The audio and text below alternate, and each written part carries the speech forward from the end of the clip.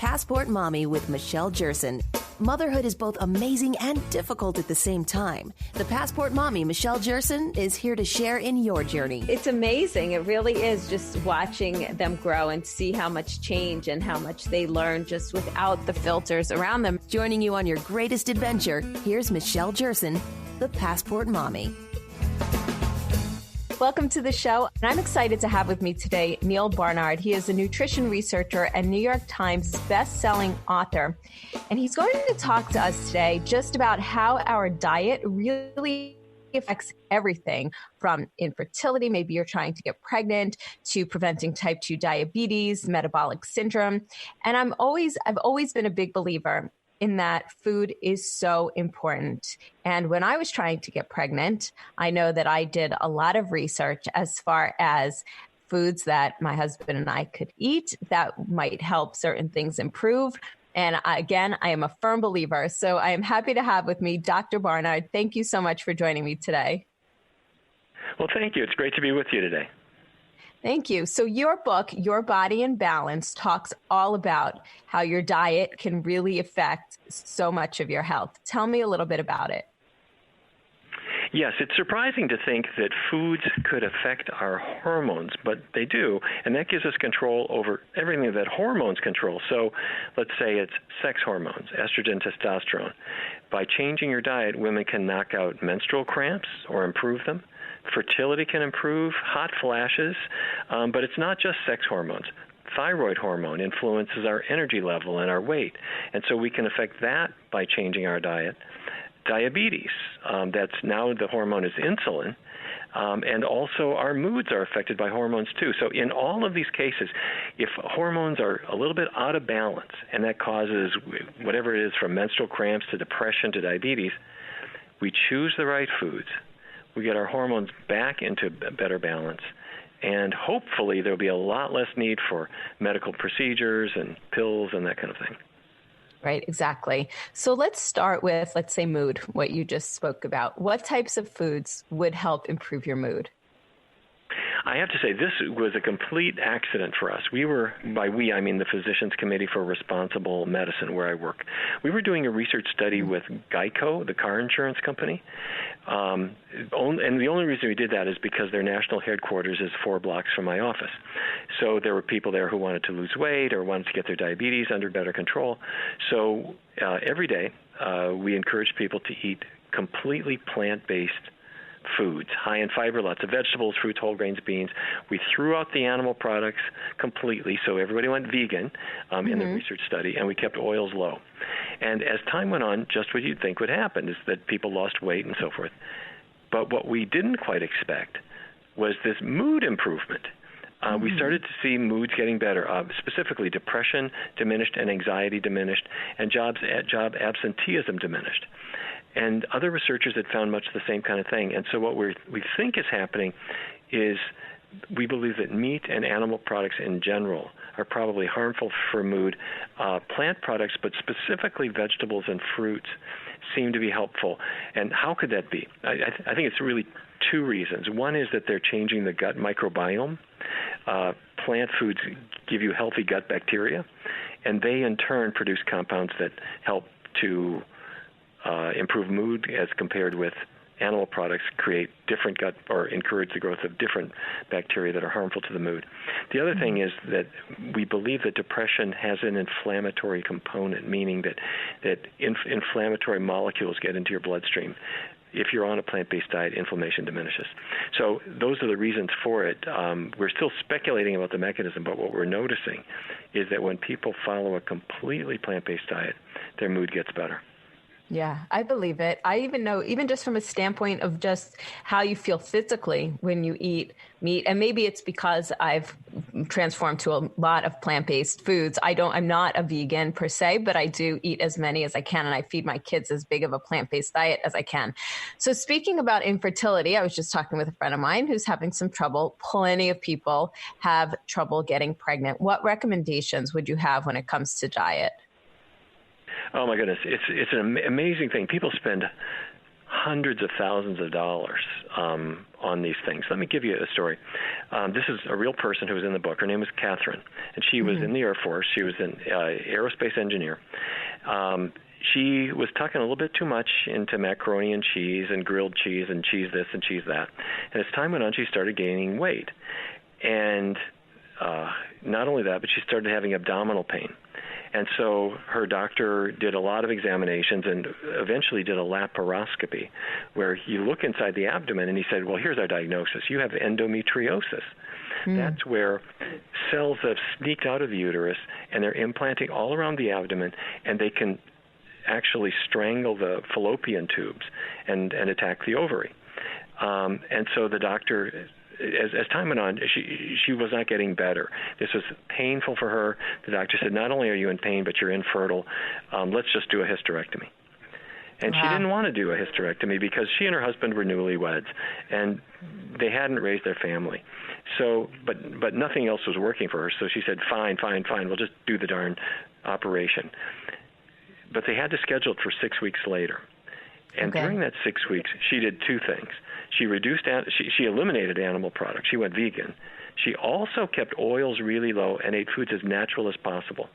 And when the day for the operation came, she felt better, but she went through with the operation anyway. And the doctor opened her up with a laparoscopic procedure. But then he closed her up again. And she woke up in the recovery room an hour later, and he looked at her and he said, I didn't do it. Your endometriosis is gone. You still have your uterus, young lady. Oh, my goodness. 3 kids. She has 3 kids now. So here's my point, that when a woman is on a diet that's high in fiber and very low in fat, ideally a completely vegan diet, then that allows the body to eliminate this estrogen roller coaster that goofs up ovulation for many women. When she avoids dairy products, she is avoiding estrogens that come from the cow. Those are good things. For if her husband or her male partner avoids dairy products, research studies suggest that his sperm count is going to be better. So the healthiest diet is one loaded with vegetables, fruits, whole grains, beans, throws out the animal products, and keeps oils really low. Yeah. So when you talk about keeping oils really low, because they do talk about coconut oil, despite its high fat content being really healthy for you. So what is your stance on that? What's the reasoning behind keeping the oils low, even those kinds of oils? Okay, for whatever reason, oils tend to elevate estrogens and cause you to get out of balance with regard to estrogen. They also tend to increase weight, and coconut oil will increase cholesterol. Coconut oil is a fad, but it's only that. It's good for waxing your car and your shoes and your hair. Okay, so tell me a little bit more about your book and where can listeners go to find this? Oh, well, thank you. Your Body in Balance aims to give people everything they need to know to get their hormones back where they're supposed to be. So whether you're a 16-year-old girl who's sick of having menstrual cramps that are driving you crazy, or you're a 51-year-old woman who's dealing with hot flashes, or somewhere in between you're dealing with infertility or thyroid disorders, mood disorders, diabetes, all of these things, let's see how to get back in balance. It has recipes from Lindsay S. Nixon, and they're delicious. By the way, I got to tell you, when Lindsay sent me the recipe, she's the greatest recipe developer in the world. She also included a note that said, Dr. Barnard, the diet change you're recommending here cured my menstrual cramps too. So it's a cool thing to see how it works. And Your Body in Balance, it's on all the online booksellers like Barnes & Noble and Amazon and Target and everything. But if you still have a surviving bookstore in your neighborhood, the book is there too, and I'm sure they'd appreciate your business. Yes, absolutely. And I appreciate the copy that you sent me. It's funny, I wasn't expecting it, and I saw it turn up on my doorstep. And I said, I love this book. I love it. And I've read some of it so far. You know, I have 2 little ones, so it's hard to, but I am always a firm believer in changing your diet for infertility. And I will say really quickly, personally, we were told we had a better chance of winning the lottery. And I did some research, and my husband started on the antioxidants, and I gave him a lot of plant-based foods, especially, and I know these necessarily aren't a substitute, but some of these powders that are just filled with plant-based nutrients. And I'm a firm believer that that is what gave us 2 beautiful children. Oh, absolutely. I described the experience of Allison, who was a registered dietitian in the study. She worked with cancer patients, but she had PCOS and couldn't get pregnant. She eventually decided maybe I should look at my own diet. She did. She made the changes that we're describing. She's got a beautiful baby girl now. Oh, that's wonderful. So real quickly, tell me some of your health and wellness New Year's resolutions this year, because it sounds like you've got it down pat. I've got one resolution this year, and that is, while I'm hoping that people will pick up Your Body in Balance, and I'm hoping that they'll put it to work, my resolution is to change things for the next generation. Because if kids learn to eat vegetables and fruits and whole grains and beans, and they learn how to make it in a kid-friendly way, whether it's a bean burrito or a veggie taco or something like that, we can revolutionize the health of this whole planet if the next generation learns to eat a little bit healthier than our generation did. I agree. And I'm a big proponent of that. That's how I feed my daughter and now my son. And you know what I think would be a really nice initiative? To get that into daycare centers, because there's nothing that drives me more crazy than for the first 2 years of my daughter's life, I worked so hard to teach her healthy habits. And then she got to daycare, and the snacks and the lunch that they feed her, I just couldn't believe it. So maybe that's an initiative moving forward, but I'm a firm believer in that, yes, we can change this generation and the way they eat and their health. You are so right. Daycare, schools, hospitals, everywhere. Let's serve healthy foods. Absolutely. Dr. Barnard, thank you so much for joining me today. Neil Barnard, he is the author of Your Body in Balance. Check it out at your nearest book retailer or online at Amazon, Target, wherever you buy your books. I'm Michelle Jerson, the Passport Mommy. More coming up in a few.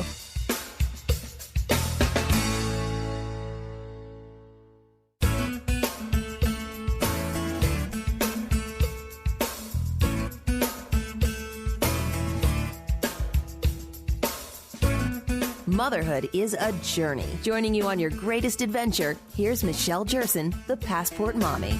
So it is that time of year already when students are thinking about whether or not to take advanced placement exams and courses in their schools. And I remember when I was in high school, it was a big thing. Take AP classes, you can get credit for college, and colleges really like seeing that you've taken these AP classes because you've given yourself a challenge. But not everybody knows the benefits or how to go about taking an AP class. So today we have with us Terry Redigan. He is the Vice President of AP Program Delivery. He manages the Advanced Placement Program annual cycle, delivering opportunity to nearly 3 million students across 22,600 high schools worldwide. And each year, Terry and his team oversee 5 million exam administrations and their supporting processes from start to finish. Hi, Terry. Thank you for joining me today. Thanks for having me, Michelle.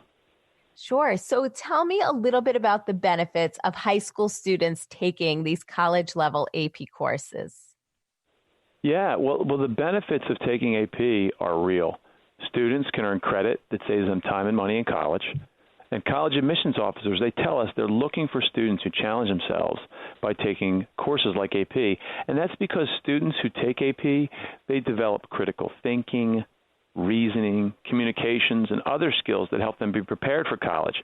In fact, research shows all students who take AP exams, regardless of score, are more likely to enroll in four-year college and more likely to return for a second year, staying on track for that college degree. That's terrific. And for parents to think, oh, let's get some of these classes out of the way so maybe my child won't be on that 5-year plan, that is definitely a financial incentive.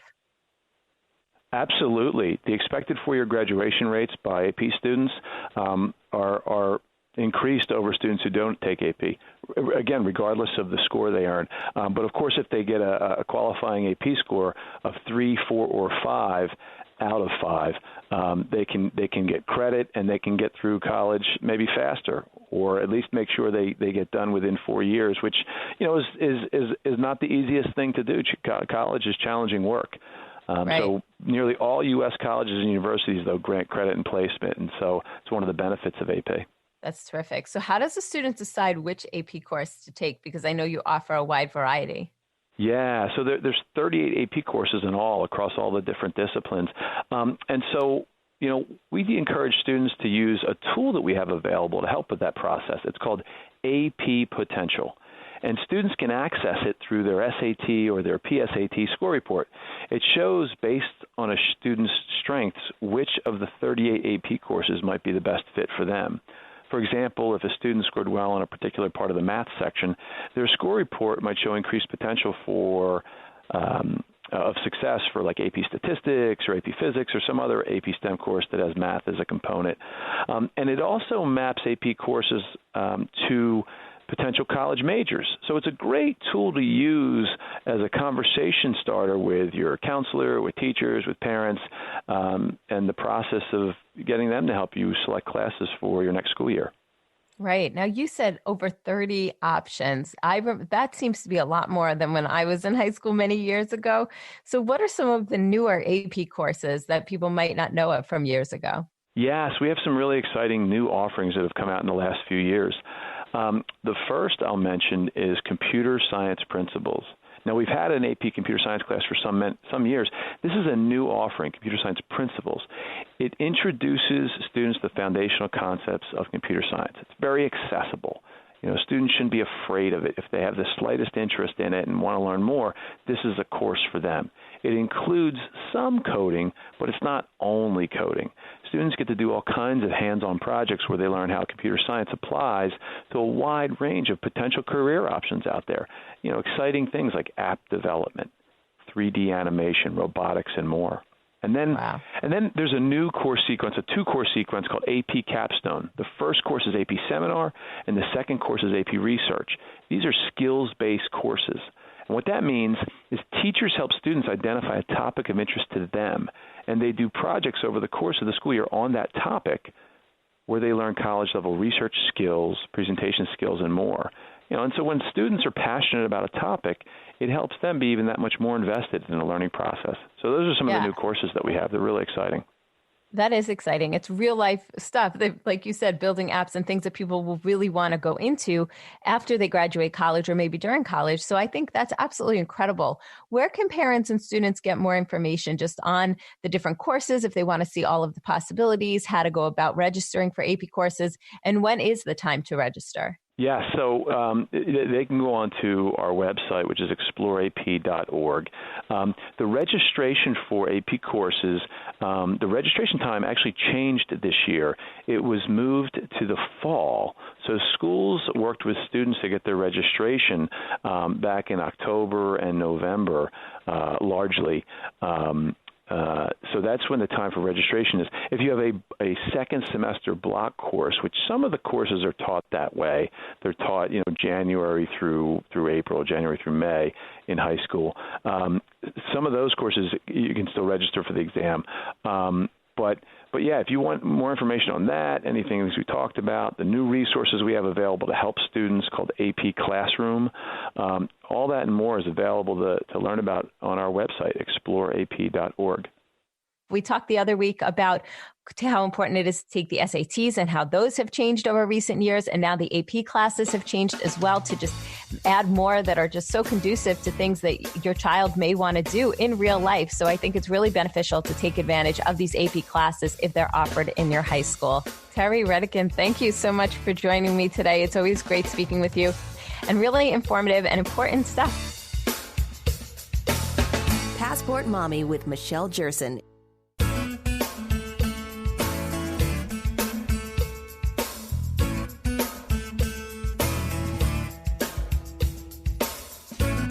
Motherhood is a journey. Joining you on your greatest adventure, here's Michelle Jerson, the Passport Mommy. So I have an almost 3-year-old and an 8-month-old right now. And it's funny, you're so concerned with the sleep habits of your newborn and making sure that they're sleeping the right amount of hours and getting them on a really good schedule. So moving forward, they're good sleepers. I felt really fortunate with my almost 3-year-old that she was always pretty much a good sleeper. We went through our ups and downs, but for the most part, she was good. The challenges we're having are now. So it just goes to show that at any point, it's a good idea to kind of look at things for their age and figure out, okay, what can I do a little differently? So today I have with me Allison Bevan. She is a baby and child sleep consultant that has helped thousands of families get a good night's sleep. She is a certified gentle sleep coach, a happiest baby educator, and the staff pediatric sleep consultant at the Center for Advanced Pediatrics with offices in Norwalk and Darien, Connecticut. Thank you so much for joining me, Allison. My pleasure. Michelle, you just said you thought you kind of had it squared away when your 3-year-old was younger, and oops, here we go, like there's some issues again now. And, the reality is that if you looked at the statistics, it's something like 7 out of 10 kids under the age of 10 have had or will have a sleep problem. That's a huge percentage, don't you think? Oh, absolutely. And it's driving parents crazy everywhere because my child's sleep problem is my problem because I'm exhausted. Exactly, because if kids don't sleep, parents don't sleep. So it's kind of an epidemic, really, and it's a health concern too, for heaven's sake. I mean, you know how you feel when you're not sleeping well, and of course, kids when they're growing and developing at this incredible rate, they need quality sleep too. Yes, absolutely. So let's start at the beginning. Let's say somebody has a newborn. What are some initial habits that they could get into? How many hours of sleep should they be getting a night? When should their naps be? Well, newborn sleep is highly disorganized. And I think that there's a lot of misconceptions out there about what newborn sleep is supposed to be. The old phrase, sleeping like a baby, which is really kind of a joke because they're the squirmiest, worst sleepers on the planet most of the time. There's a huge range of what's considered normal for newborns. And, the old thinking was there was an average about 18 hours a day when newborns were supposed to sleep. And, we've studied sleep a lot since then. And now we know that it's anywhere from 10 to 18 hours. That's a huge range. Wow. So there are some newborns who are very sleepy and they snooze all day and most of the night. There are other newborns that don't nap at all. All of it is considered normal. But there are some basic little things that you can do to try to establish some healthy sleep habits really from the minute you get home. And these are small little tips, but they're pretty effective, and you shouldn't panic if you can't accomplish everything right off the bat. The goal is to establish these healthy patterns over time. And the first thing, which can be very difficult to do, is to just create a tranquil environment for your newborn. It's really important to keep in mind that their little central nervous systems are very easily taxed, and they can't handle or process a lot of stimulation. And that's why oftentimes in the mid to late afternoon, when they're reaching the end of the day, they cry a lot. So, and too much stress during the day can really disrupt their sleep and keep them up more at night. And so, you want to try to keep things calm and be sensitive to the baby's signs that they're being overstimulated. Right. And maybe it's the most important thing, I think, is to just have a dedicated space for that baby that's conducive to restful sleep, and use it as soon as you bring your baby home. I mean, they will learn very quickly that space is for sleeping, and being placed in that space, is going to cue them to sleep. So if you have a bassinet, if you have a crib, wherever you would like that baby to sleep, start using it from the minute you get home. It doesn't have to be for every sleep or every nap, but just start to familiarize themselves with it and keep it calm. Don't, have lots of stimulating patterns on the sheets or on the walls. Forget about mobiles. They can actually interfere with the process of falling asleep. Well, that makes me feel better because I feel a little guilty that I haven't decorated my son's nursery yet, and he's 8 months old. So I feel better that there's nothing on the walls. Michelle, I've actually seen little babies get fixated on the polka dots on the sheet, and it can keep them awake. So as adorable as some of those items are, pick, nice, quiet, gentle, plain sheets, and just keep it calm. You don't want to stimulate that baby. You want them to start to understand that that's where they relax and shut down. Right. Excellent point. So you mentioned about too much stimulation during the day. So how many hours? I was always under the impression that you should put your baby in for a nap maybe every 2 to 3 hours when they're a newborn. Sometimes even less. Most newborns can't handle being awake for more than 2 hours, and oftentimes it's more like 90 minutes. And that's usually just enough time to kind of wake up and eat and coo at you for a couple of minutes and then conk out again. So those little awake windows tend to be, not every baby, but they tend to be very, very short. And so, watching the clock watching your child for those little signs that they're getting overstimulated is going to really help you to find sort of a little, a little flexible kind of pattern to the day. It's an awful lot to ask for newborns to be on a rigid sleep schedule, but you can start to develop a little sort of pattern of, eating and engaging and sleeping and eating and engaging and sleeping. Right. And, it's interesting because my 8-month-old pretty much is down to one nap a day. And I remember that for my almost 3-year-old, we did not have that for quite a while. And I know that she had at least 2 to 3 naps for a long time. Should I be concerned? He takes his one nap about 3 to 4 hours after waking up, and he sleeps for 3 hours. And then he's up for about another 3 or 4 hours. Look, I think the behavior always tells the story. I mean, most children are still taking 2 naps usually, but I certainly see 8-month-olds that are down to 1 nap a day. And if it's a good, juicy nap and they wake up, they're making it until that nap without falling apart. And then when they wake up from the nap, they're happy and hang in there till bedtime. And that's what works for your little guy. Every baby's different, and I think it's just understanding who you've got. That's the tricky part, because there's a lot of information out there that makes everybody, very nervous if their child doesn't fit into the perfect pattern. Every child is different. If he's happy, he's fine. Good, because then I thought, for his health, I hope he's getting enough sleep. But he sleeps 12 to 14 hours overnight, and then he sleeps 3 hours during the day. So he's getting the average amount. It's just divided a little differently. That's all. All right, great. So now let's skip to the toddler age, when they're starting to have different kinds of sleep issues, like maybe they won't go to sleep at night, or they cry out for you several times before they fall asleep, and maybe during the night as well. When they cry out during the middle of the night, do you advise going into them? Well, I do, yes. And look, I think it depends on the circumstance, but, I think the pitfall that parents fall into is that when things like that happen, they end up doing a little bit too much maybe to help their child go back to sleep. They may end up lying down with their child, curling up with them, scratching their back, etc. And, if you do those things for more than 2 or 3 nights in a row, you're sending the message that this is how we do this now. And so I think, the trick to kind of wiggling your way out of those scenarios is not to just suddenly stop responding.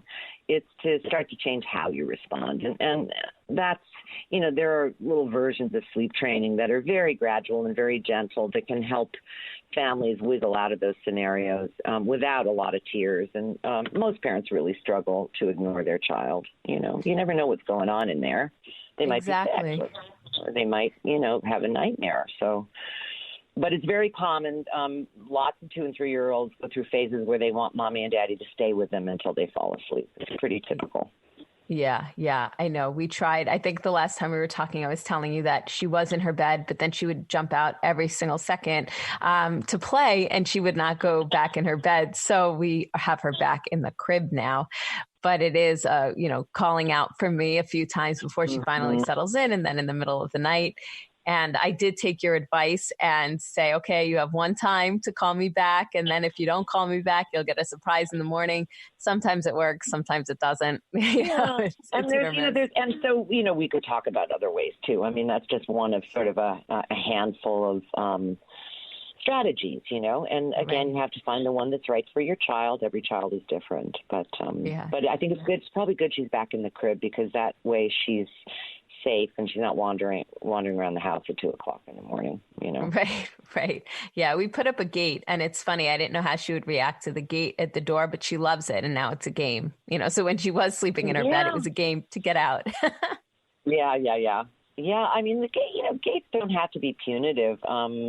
I usually tell parents to tell kids, like, hey, the gate is here to remind you to stay in bed. And when you can remember, then you don't need your gate anymore. Right. No, that's great. That's great advice. And I think a lot of parents, like we talked about just before, goes through the same thing. You want to go in, you want to comfort your child. And then I know the other morning, for instance, I shouldn't say I regretted it, but I went in there at 4 a.m. when she was crying out. She wanted to come cuddle in my bed. I took her with me into my bed. And then it was just jibber jabber, jibber jabber, jibber jabber. I want to talk about everything. And I don't want to go back to sleep. And I thought, well, never again. I know. See, some kids will go right back to sleep, and that can work for some families. But for other families, it's time for a party in there, So, yeah, like things you said, work definitely. until they don't. Right. Yeah. So. It used to work. I used to do that just thinking, okay, I can't deal with putting her back to sleep in her crib and getting her to calm down. I just want her to go back to sleep now. So I would bring her in. But yeah, definitely not working so well anymore. So where can, if people are struggling with whether they have a newborn or a toddler or they're maybe even an older child, tell me about some of the situations you run into with an older child. Oh, my goodness. Well, the biggest kind of scenario that I see over and over again is that, kids experience fears at certain stages of development. And when they're, in that sort of toddler preschool phase, it's usually monsters under the bed and, imaginary, irrational fears, right? And then as they get a little bit older, they're more realistic fears, burglars and, the fire and those kinds of scary things. So typically it's tied to some kind of fear, but sometimes it's just as simple as, the family went on vacation and they had one hotel room, and so all the kids were piled into the parents' bed, and then they get home and everybody wants to pile into the parents', it's kind of become the new normal for them. So, the good news is that most sleep problems are behavioral. They're not medical in nature. There's certainly a percentage of kids that have underlying medical issues that impact sleep. Reflux is a big one. Sleep apnea. Surprising number of kids have sleep apnea. It's not just an old man's, disease. Right. But most kids, they're behavioral sleep problems. And the good news is you can change behavior. You just have to have a solid strategy and stick with it. It's consistency is everything. If you're consistent enough for long enough, the behavior can change. But of course, it's hard to be consistent at 2 a.m. when you're exhausted and your child is up. So that's the hard part. Exactly. So I guess you put it out, you suffer a little bit short term in order to get it to be consistent long term. So you're not going through this for longer than you'd like. Yeah, things always get worse before they get better, and you have to, if you know that if you decide you're going to change the way you've been handling sleep, that your child is going to react to that, and probably not in a positive way. Right, exactly. So that's when they can call you for advice. So tell me, where can people get in touch with you, whether they're local in Connecticut or around the country?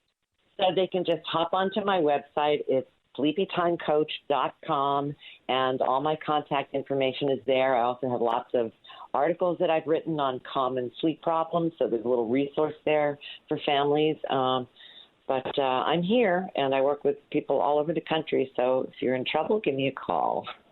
Great. Thank you so much. Allison Bevan, baby and child sleep consultant. She has helped so many families. So I know, fellow mom, dad, if you're going through what I'm going through now, or you have one that is going to be born soon and you're trying to think about, setting the foundation and you want to make sure you're doing the right thing, just give her a call. I'm Michelle Jerson, the Passport Mommy.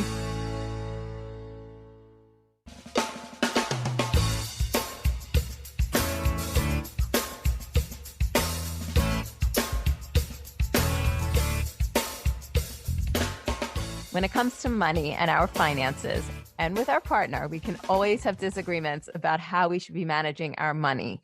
But a lot of times we also just have relationships with money within our own self and our own emotions. And I feel like there's so much to balance, especially when you have children. So today I bring you an interview I did with Neela Richardson, the investment strategist of equity research for Edward Jones. And we talked the other day just about how we can better manage our relationship with our money. Neela, thank you so much for joining me today. Oh, it's great to be with you, Michelle. So So when it comes to mixed emotions with money and relationship with yourself and with others, tell me what you have found when a survey was conducted by Edward Jones. Well, strikingly, only 1 in 5 people feel happy when they think about saving for money.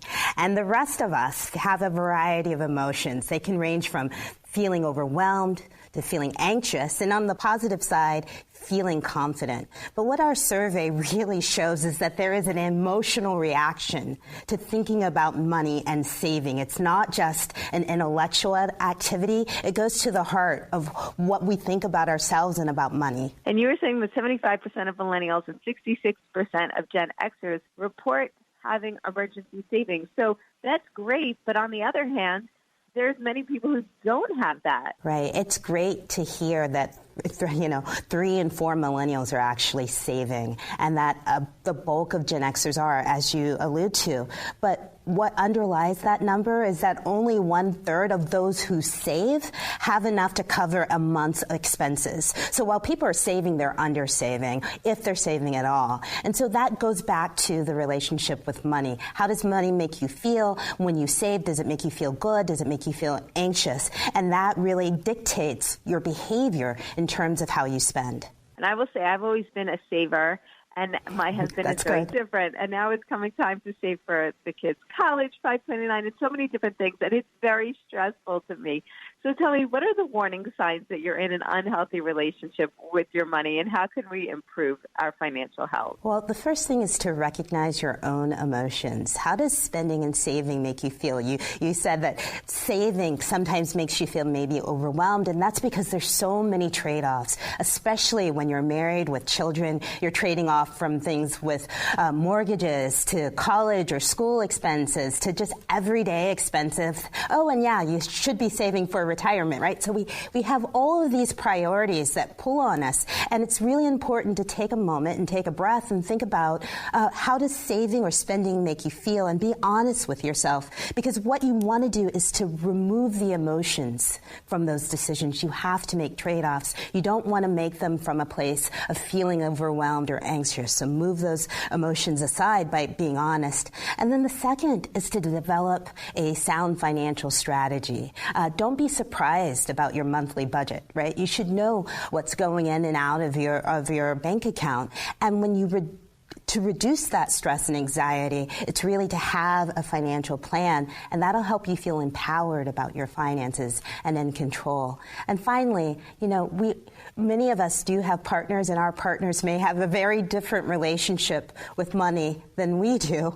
And so it's important to really talk to each other about our finances. We found in our survey that the bulk of Americans are pretty open about their finances, which I find surprising, and I think that's a good and healthy start to having a good financial relationship with your money. But having that accountability partner, whether it's your actual partner or another family member or a financial advisor, is a way to keep yourself on track and make sure that you hold yourself accountable to that financial strategy, even when you have emotions tied to money. Yeah, I think that's excellent advice. Or like you said, even if you have very different views than your partner, it doesn't mean that you have to rely solely on your partner. Hopefully you're aligned with what needs to be done, but if not, take it upon yourself. Like you said, go to that financial advisor, but have a budget and have a plan.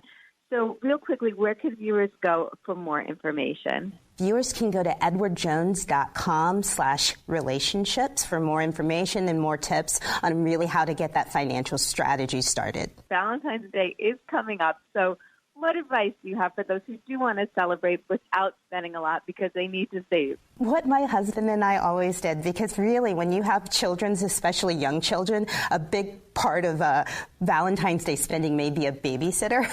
What we would do is we would put the kids in front of a movie with a bowl of popcorn, order a lot of food, invite another couple to our home in the evening, and have an indoor Valentine's Day celebration. It controlled costs, it controlled parking and anxiety associated with going out on a weeknight or even a weekend. And it was a time for us to just spend time with friends and even put our children to bed early. So you can be creative on Valentine's Day. Just make sure that the day after or sometime after, you're talking to your partner about your money and your finances.